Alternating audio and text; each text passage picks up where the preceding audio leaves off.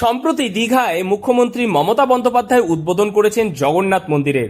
তাই বিজেপির রাম মন্দির উদ্বোধন, সেখানকার অক্ষত চাল, এই সকল কিছুরই অনুকরণ হিসেবে রেশনের মাধ্যমে জগন্নাথের মহাপ্রসাদ বিতরণ, এই নিয়ে বিজেপি তৃণমূল বর্তমানে রাজ্য রাজনীতির অন্যতম প্রধান বিষয়। তাই 21শে জুলাইয়ের যাত্রাপথে চাকদহ মহিলা তৃণমূল কংগ্রেসের পক্ষ থেকে রাজ্যের মুখ্যমন্ত্রী মমতা বন্দ্যোপাধ্যায়ের অন্যতম জনহিতকর বিভিন্ন সফলতার মধ্যে জগন্নাথ মন্দিরকে আরও একবার জনসমক্ষে তুলে ধরলেন তারা। দেখেছেন আমাদের রাজ্যের মাননীয় মুখ্যমন্ত্রী মমতা ব্যানার্জি প্রভুর প্রাণ প্রতিষ্ঠা করেছেন দীঘাতে।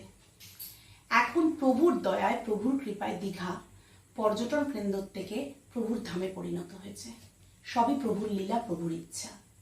কলকাতার রাজপথে আজকে লাখো লাখো মানুষ হাঁটছে। আপনারা জানেন যে ভগবান বিরাজ করেন ভক্তের মধ্যেই।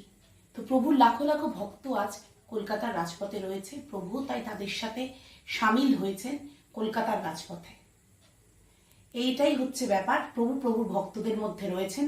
আমি তো শুধুমাত্র বাহক, আমি প্রভুকে নিয়ে এসেছি। এটা আমার জীবনের একটি পরম প্রাপ্তি যে আমি প্রভুকে সাথে করে নিয়ে কলকাতার রাজপথে হাঁটছি ধর্মতলার উদ্দেশ্যে।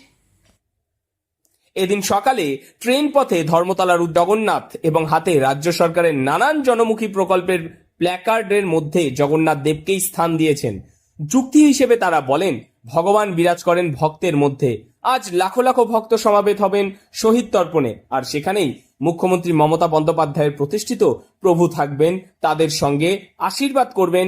সমস্ত সাম্প্রদায়িক বিভেদ ভুলিয়ে বাংলা তথা বাঙালির অপমানকে মুছে সকলকে রক্ষা করবেন তিনি।